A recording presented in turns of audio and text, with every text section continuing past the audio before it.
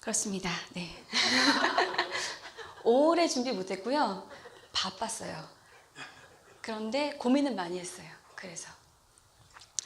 그래서 처음으로 이제 어른 대상 설교를 하니까 마치 처음에 어떤 기분이었냐면, 처음에 애들 키울 때 왜 맨날 애들이랑 같이 극장 갈 때 애니메이션 영화만 봐야 되잖아요.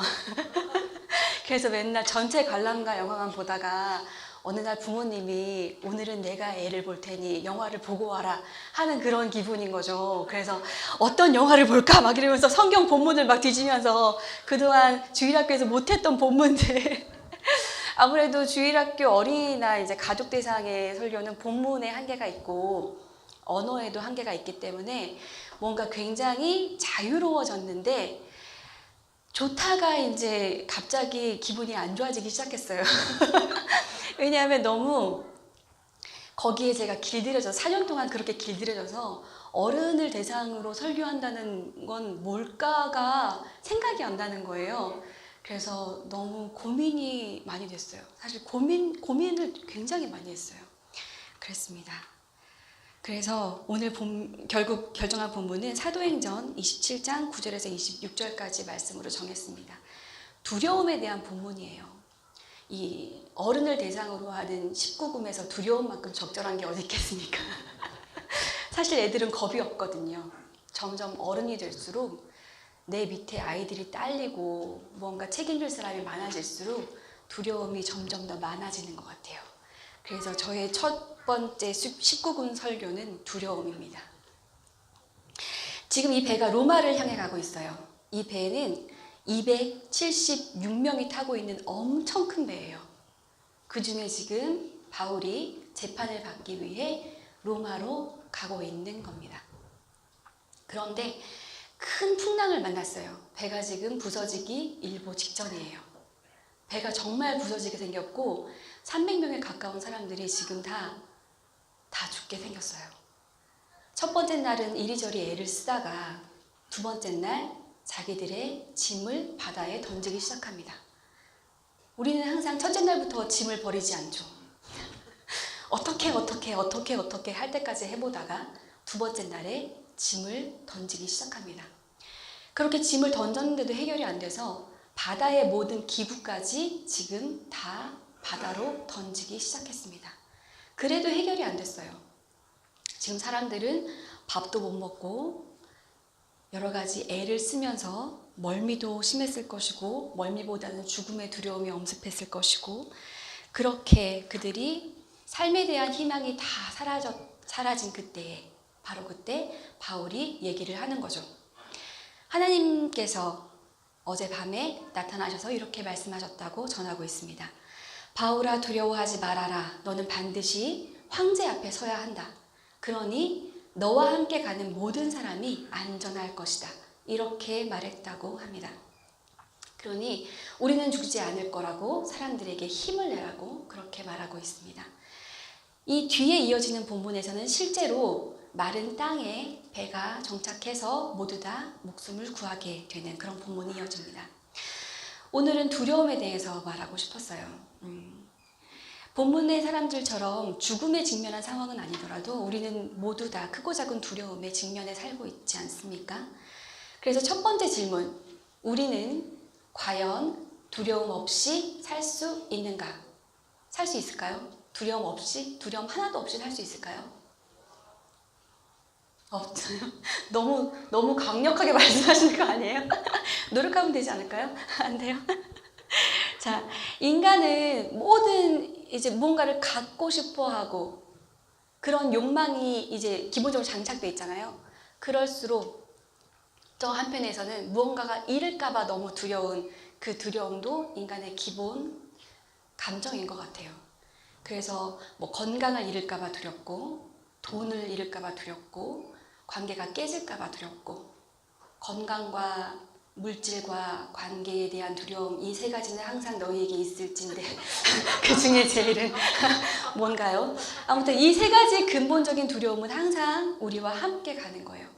그리고 이제 오늘 본문에서처럼 어떤 상황에 직면했을 때, 무언가 중요한 일을 앞뒀을 때, 또는 혼자 남겨졌을 때, 아니면 혼자 떠나야 될 때, 이런 날들에 우리는 두려움을 느끼죠.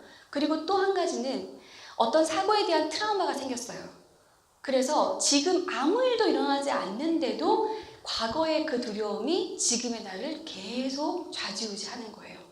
이렇게 두려움은 굉장히 다양하고 항상 우리 곁에 하루에도 몇 번씩 찾아오게 되는 것 같습니다. 그래서 절대로 이 두려움으로부터 벗어날 수가 없을 것 같은데, 사실 오늘날 의학적으로는 두려움을 없애는 방법이 나와 있다 그래요. 문집사님께 어제 전화를 미리 하려다가 말았는데 설교에 대한 스포를 할까봐 이거 확인을 하고 싶어서 여쭤볼까 말까 고민하다가 말았는데, 2010년도에 커런트 바이올로지라는 생물학 학술지에 한 보고가 실렸는데요. 미국 아이오와대 연구팀이 44살의 SM이라는 가명으로 불리는 한 여자를 조사를 했어요. 이 여자는 그 어떤 두려움도 느끼지 못한 여자였어요. 뱀도 안 무서워하고 귀신이 나오는 흉가에 실제로 귀신 분장을 하고 놀래켜도 그냥 막 웃어 넘기고 그 어떤 두려움도 없는 여자였어요. 그래서 이 여자의 뇌를 스캔했더니 바로 편도체 부분이 그냥 비어있는 상태로 나타났다고 합니다. 그래서 이 이후부터 이제 연구를 거듭한 결과 편도체를 제거하면 두려움을 제거할 수 있다. 그래서 쥐의 편도체를 제거하니 고양이를 무서워하지 않더라. 뭐 이런 얘기가 있더라고요. 자, 그런데 우리가 편도체를 쉽게 제거하지 않아야 하는 한 가지 이유가 있어요. 왜냐하면 두려움은 인간의 생존과 발전에 꼭 필요하기 때문이에요. 우리가 어떤 위험에 직면했을 때 두려움을 느끼지 않으면 대처를 할 수가 없게 되거든요. 고양이를 무서워하는 쥐는 살 수 있을까요? 그래서 두려움은 필요한 거예요. 없으면 안 되는 거예요. 자, 그러면 두 번째 질문. 두려움은 우리에게 항상 있다는 것을 확인했어요. 두 번째. 그러면 이 두려움이 우리를 해치지 않고 우리가 어떻게 잘 두려움을 제어하고 살아갈 수 있을까에 대한 생각을 해봐야 될 것 같습니다. 어떻게 할 수 있을까요? 하나님이 오늘 성경 말씀처럼 두려워하지 말라 이렇게 말했으니까 우리는 두려워하지 않으면 되지요. 이렇게 하면 되나요? 참 쉽죠? 근데 그렇게 될까요? 한번 보죠. 하나님이 두려워하지 말라라고 말씀하시는 명령은 성경에 진짜 많이 나와요. 하나님이 하시는 명령 중에 가장 많은 거예요. 이제 우리가 얼추 교회를 굉장히 오래 다녔잖아요. 저도 한 40년 넘게 교회를 다녔고 그런데 교회에서 이런 본문이 나올 때마다 항상 하는 예화가 있어요. 뭔지 아세요? 어떤 목사님이 감옥에서 이제 할 일이 없으니까 성경책을 읽기 시작했는데 성경책에서 두려워하지 말라는 그 구절만 동그라미를 쳤더니 365번이더라. 그래서 우리는 1년 365일 동안 매일매일 두려워하지 않으면서 살아야 된다. 들어보셨죠? 네. 그런데 또 하나 버전이 있는 거 아세요? 366번 버전이 있어요. 그러니까 1년이 365일이니까 365번이 나온다는 건 이해가 되는데 왜 366번으로 적혀 있는지 혹시 아시겠어요? 오, 네. 맞았어요. 4년에 한 번씩 윤년이 돌아와서 그렇다는 거예요. 이게 이 예화가 무언가 약간 MSG, 우리 전문 용어로 MSG 냄새가 좀 폴폴 나잖아요. 그래서 제가 세봤습니다. 시간도 없는데 정말 바쁜데 약간 직업병 같은 거죠. 이게 그러니까 성서학을 공부한다는 거는 맹 이런 거 조사하는 거예요. 이게 어디에 몇 번 쓰였고 어디에 무슨 의미로 쓰였고 막 이런 거 조사하는 거라 가지고 약간의 직업병이 발동해서 세봤는데, 일단 저는 구약 전공이니까 일단 구약에서 두려워하다라는 동사는 야레 동사예요. 야레. 그래서 야레를 쭉 검색했어요. 몇 번 나왔을까요? 368번이 나왔어요. 의미 있는 숫자가 아니에요.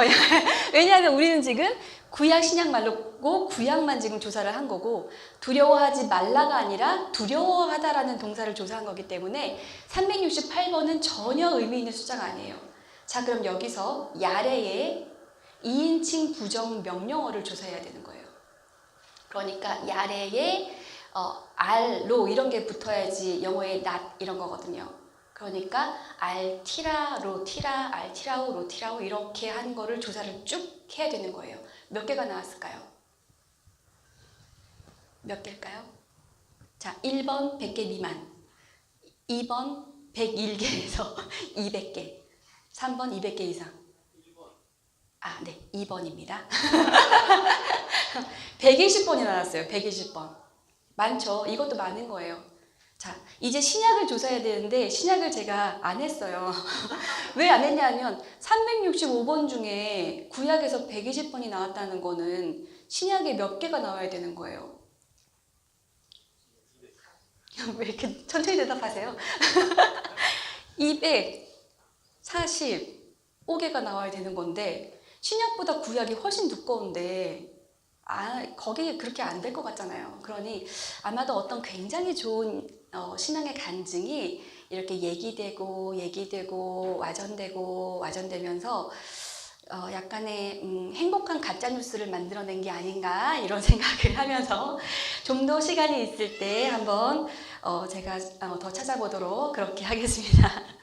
그래서 정말 이번 주에는 뭐 전주도 갔다 와야 되고 2박 3일 콜로키움도 있고 그래가지고 많이 바빴는데 정말 내가 쓸데없는 짓을 했구나 이렇게 후회하는 바로 그 순간에 매우 중요한 걸 발견했어요. 정말 중요한 걸 발견했어요.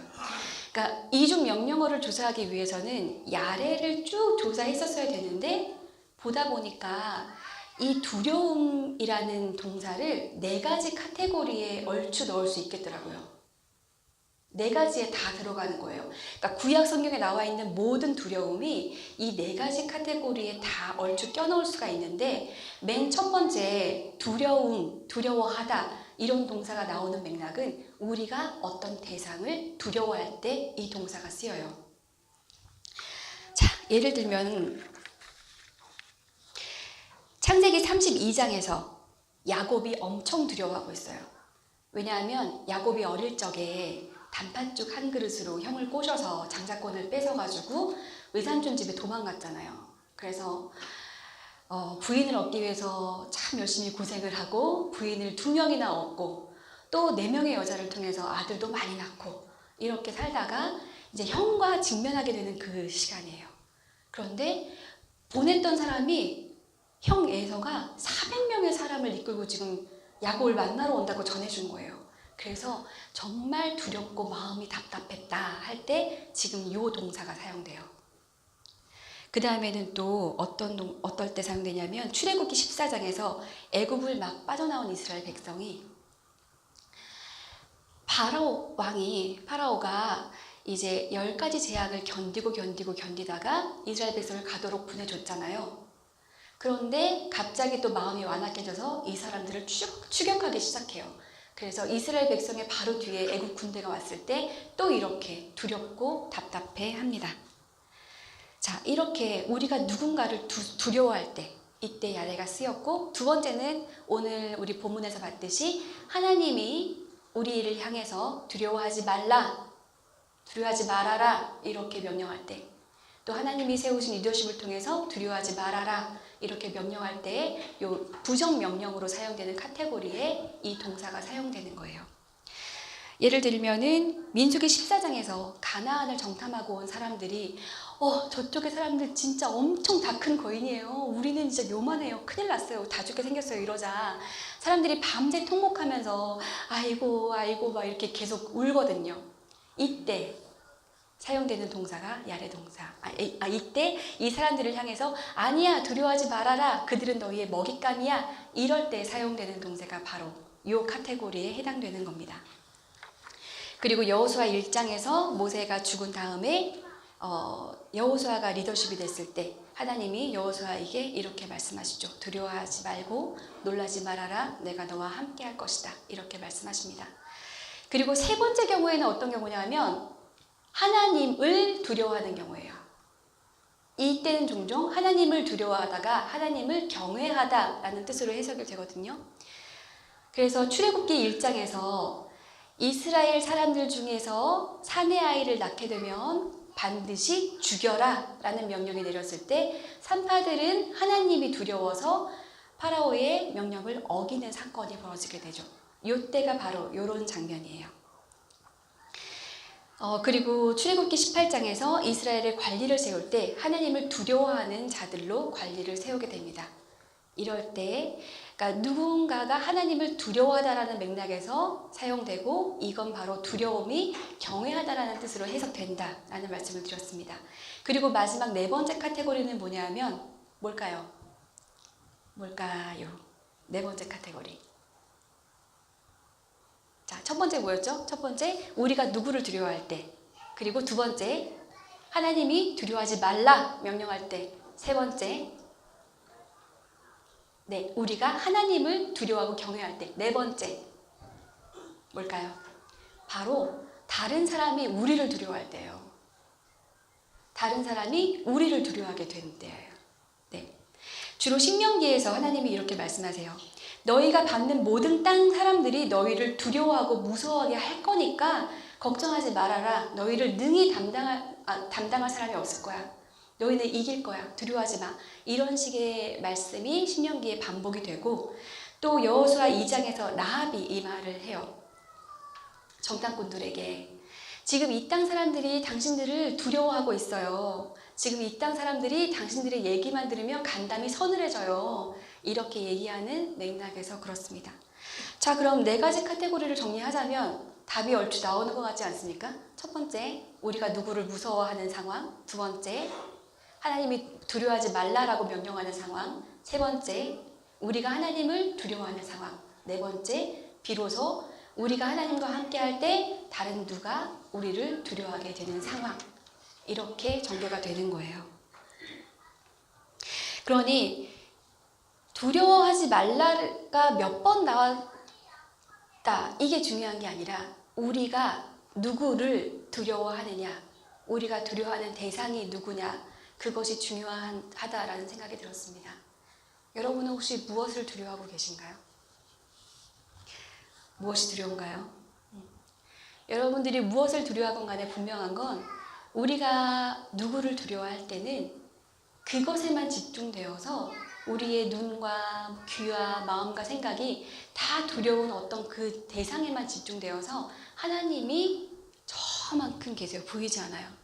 이건 마치 우리가 물속에서 왜 소리가 안 들리잖아요. 그런 것처럼 물속에 잠겨있는 상황과 같은 거예요. 하나님의 소리가 잘 들리지 않아요. 그런데 그때 기도를 하고 우리가 하나님이 너는 두려워하지 말아라. 내가 너와 함께한다. 라는 명령을 듣는 그 순간에 낚싯줄에 걸려서 물고기가 휙 낚아채서 공중으로 떠오르듯이 그렇게 순식간에 우리는 우리가 두려워하는 그 대상 대신에 하나님을 바라보고 안전할 수 있는 겁니다. 자, 그럼 세 번째 질문. 우리의 모든 두려움에 대해서 하나님은 이렇게 동일하게 말씀하실까요? 우리의 모든 두려움에 대해서 하나님은 괜찮아, 잘 될 거야, 두려워하지 말아라 이렇게 말씀하실까요?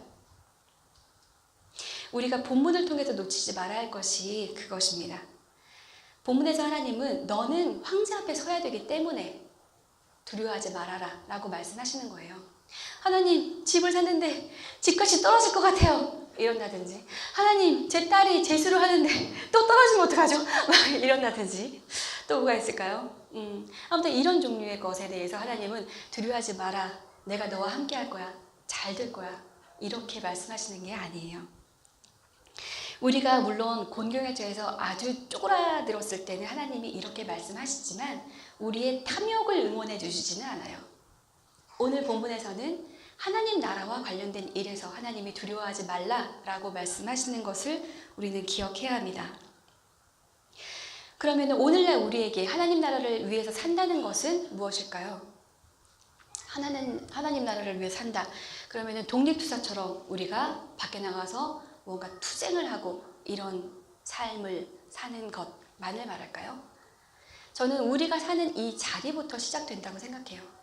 우리가 사는 가정에서 우리가 서로 위해주고 사랑하고 내가 조금 더 수고하고 우리가 같이 함께하는 공동체에서 서로 존중하고 내 돈 조금 더 쓰고 그렇게 누가 약한 사람 있으면 함께 가서 달려가서 보듬고 그렇게 하는 거. 그리고 어제처럼 우리가 사회에서 연대할 일이 있을 때는 또 나가서 함께 힘껏 연대하고 그런 것들이 하나님 나라의 삶을 위한 시작이 아닌가라는 생각을 하게 됩니다. 하나님 나라는 지금 우리에게 완전히 임하지 않았어요. 우리가 노력을 한다고 완전히 임하지 않아요. 인간의 노력에 좌우되는 나라는 아니에요. 하지만 우리가 노력을 할수록 하나님 나라를 맛볼 수는 있어요. 마트에 가면 시식 코너라는 게 있지 않습니까? 먹어보고 맛있으면 사는 거예요. 우리가 맛보는, 우리가 가정에서, 교회에서 맛보는 그 하나님 나라가 맛있으면 그 하나님 나라를 자꾸 먹게 되는 거예요. 그게 바로 우리가 오늘 하나님 나라를 사는 것 같습니다. 저는 사실 새만교회에 와서 하나님 나라를 많이 맛보게 된 것 같아요. 그러니까 한국 교회가 다 무너졌다, 이제 끝났다 이렇게 얘기하는데 저는 우리 교회 오면은 되게 희망차고 소망이 보이거든요. 그러니까 2박 3일 동안 느헤미야 교회 협의회 콜로키움이라는 걸 하고 이제 세 번째 날에 총회가 있었는데 느헤미야 교회 협의회에는 25개 정도의 교회가 소속되어 있어요. 그러니까 목회자들만 갔거든요. 그래서 제가 갔잖아요. 참석했잖아요. 그런데 여자도 저 혼자고 전도사도 저 혼자였어요. 그러니까 다 이제 중년 남성 목사들밖에 없었고 여자 전도사는 저밖에 없어서 저는 그분들한테 되게 많이 뭘 배우고 싶었어요. 그런데 곧 시간이 지나자 그분들이 저에게 많은 질문을 하기 시작했어요. 새만교회에서 일어나는 일들을 너무 궁금해하기 시작했어요. 그래서 제가 계속 대답을 해줘야 됐어요. 그러면서 드는 생각이 우리가 지금 교회를 일구면서 새맘이라는 이름 아래 우리가 같이 살면서 자꾸만 이야기를 만들어내는 그것들 있잖아요. 그러니까 예를 들면은 뭐 우리의 청년수당, 우리의 특별 기금 이런 것도 있고 우리 에클레인 같은 그런 일도 있었고 또 광수 장로님의 일도 있었고 우리의 유아 세례식 또 우리 추수감사주일 때 모두 한 줌의 쌀을 갖고 와서 성찬 빵을 만들고 이런 모든 사건들 잠깐씩 아주 하나님 나라를 맛보는 그 짧은 그 한 입들이 우리 교회에서 자꾸만 이야기가 만들어져서 우리 교회가 다른 교회에게 많은 이야기를 해줄 수 있었으면 참 좋겠다는 생각을 하고 온 것 같아요. 그래서 그런 이야기들이 우리에게 많이 쌓여가서 지금처럼 한국교회에 대안이 없다라고 할 때 우리가 무언가 대안 같은 그런 교회가 될 수 있었으면 좋겠다는 생각이 들었습니다. 그러니까 교회는 별게 아니에요, 사실은. 그러니까 말로 무언가를 우리가 막 공부를 열심히 해서 머리로 뭔가를 잘 알게 되고, 그러니까 우리가 물론 이렇게 공부를 열심히 해서 무언가를 진리를 터득하는 건 굉장히 중요한데 그게 다가 아니라 우리의 공동체의 삶에서 얼마나 하나님 나라가 맛봐지느냐, 얼마나 우리 공동체가 맛있느냐, 또 가고 싶은 맛집이냐, 다시는 안 가고 싶은 식당이냐, 이런 게 교회인 거예요. 그러니까 교회와 하나님 나라는 분리될 수가 없고 하나님 나라는 대단한 것이 아니라 우리 생활 가운데서 자꾸 맛을 봐야 하는 그런 음식 같은 그런 겁니다. 지금 우리는 부활절기를 지나고 있습니다. 부활절기는 뭐냐 하면 부활주일부터 시작해서 이제 40일 후에 예수님이 하늘로 올라가시는 승천주일이 있고 50일 후에는 이제 성령 강림주일이라 그래서 성령을 우리에게 보내주시는 주일이에요. 그러니 그 50일 동안이 우리가 부활하신 주님과 함께 기뻐하는 그런 부활절기입니다. 우리는 이 기간 동안에 오죽하시면은 올라가셨다가 다시 내려와서 그만큼 계셨겠어요.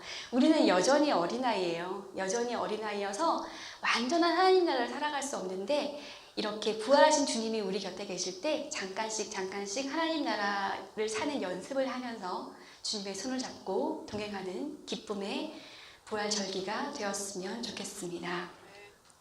부활의 주님께서 우리와 항상 함께 계십니다. 우리 잠깐 기도하겠습니다. 먼저 이 시간에는 우리의 두려움이 대상인지 우리의 마음을 한번 들여다봤으면 좋겠습니다. 우리는 지금 무엇을 두려워하고 있는지, 우리의 머릿속에 가장 큰 관심거리는 무엇이고, 우리는 그것이 왜 그렇게 중요한 문제이고, 그것이 안 됐을 때 왜 그렇게 미칠 것만 같은 건지, 우리의 마음속을 한번 잘 들여다보시고 우리의 두려움을 하나님 앞에 내어놓는 시간을 잠깐 갖기 원합니다.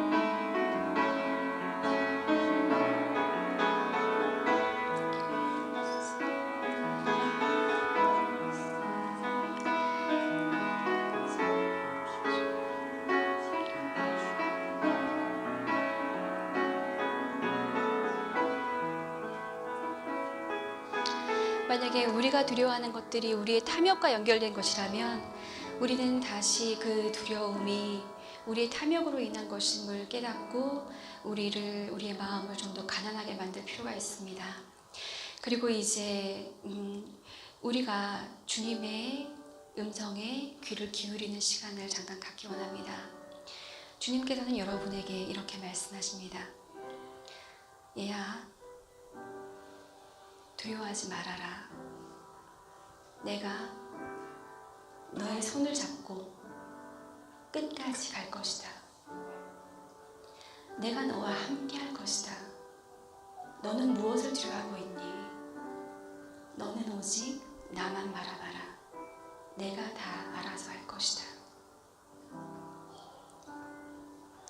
이렇게 말씀하시는 주님께 귀를 기울이며 여러분의 눈과 귀와 마음과 생각을 주님께 집중하는 시간을 잠깐 갖도록 하겠습니다.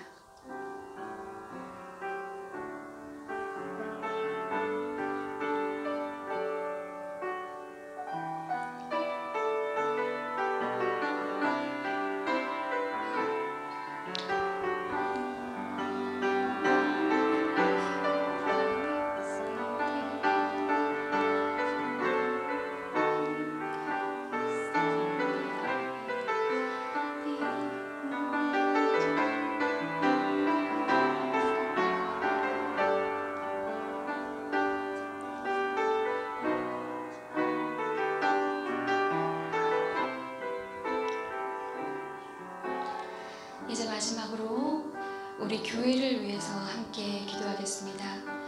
우리가 함께하는 이 공동체에서 하나님 나라가 많이 맛보아질 수 있도록 우리가 그 하나님 나라를 힘써 일궈서 우리 교회가 한국교회의 참 대안이 될 수 있는 그런 하나님 나라가 뚜렷하게 드러나는 그런 교회가 될 수 있도록 우리 이 시간 함께 기도하도록 하겠습니다.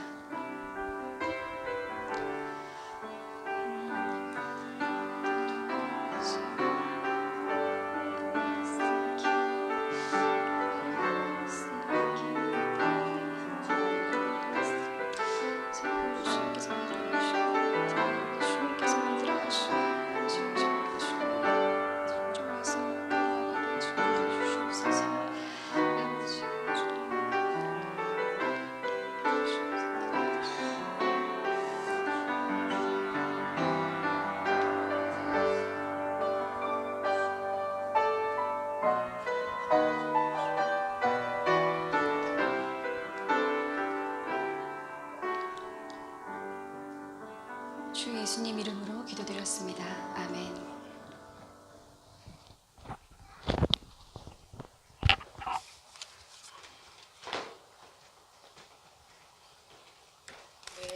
말씀 감사드립니다. 주보에 공동체를 위한 기도가 있잖아요. 네, 읽어보시고 같이 읽겠습니다. 네, 1번 절 기념하는 기독교인과 진압가전에서 희생된 이들을 비롯해 무고한 시민들이 희생된 스리랑카 연쇄 폭탄 테러의 희생자와 그 가족을 위해서. 네, 두 번째, 진주 아파트 테러로 희생된 이들과 그 가족의 고통이 가해자에 주목하는 언론에 의해 잊히지 않고 폭력과 위험에 노출되는 사회적 약자를 위한 안전망이 강화될 수 있도록. 세 번째, 8,468 만의 명예복직이 합의된 콜택과 아직 해결되지 못한 노사 분쟁 속에서 고통받고 있는 노동자와 사회적 약자들을 위해 기도하고 한국 정부와 국회가 국제노동기구 핵심 협약 기준을 통해 보편적 인권을 보장할 수 있도록. 네, 다 함께 기도하겠습니다.